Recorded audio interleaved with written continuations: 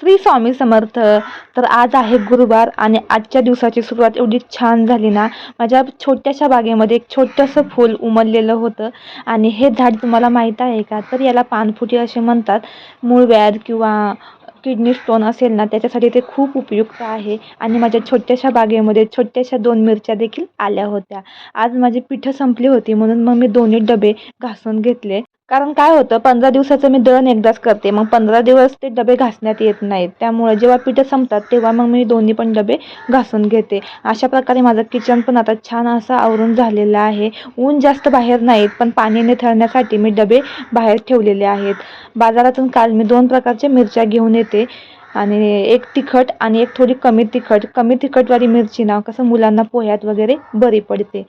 आणि दूधवाले भाऊ देखील आले होते. मी रतिबाचं दूध घेते. त्यांच्याकडे गाया म्हशी आहेत, त्यामुळं मग दूध डेअरीपेक्षा मला त्यांच्याकडलं दूध घ्यायला चांगलं वाटतं.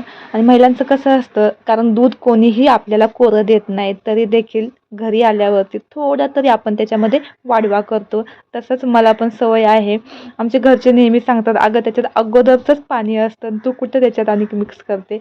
पण थोडं तरी जास्त झाल्यावर कसं मनाला जरा आधार. आणि मग मी दूध तापायला ठेवलं आणि बघते तर काय, तयारी करून आले आणि बघते तर काय, दुधाचा गॅस बंद झालेला होता. माझा सिलेंडर संपलेला होता.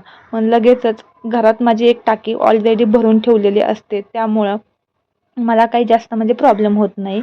मग मी ती टाकी काढली आणि दुसरी टाकी जॉईन केली. मला ना अगोदर अजिबात गॅसची टाकी जोडता येत नव्हती. हे घरी नसतील ना तर मला कोणाला तरी बोलवायला लागत होतं, पण आता तसं बिलकुल होत नाही. गुरुवार असल्यामुळे आमच्या म्हणजे घराजवळ एक स्वामी समर्थांचं मंदिर आहे.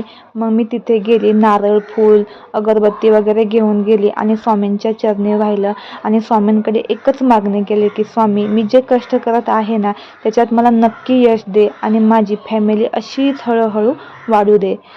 आज उपवास असल्यामुळे छान असं साबुदाणा आणि त्याच्याबरोबर एक सफरचंद कापून घेतलं. तर असा होता आजचा माझा दिवस. श्री स्वामी समर्थ.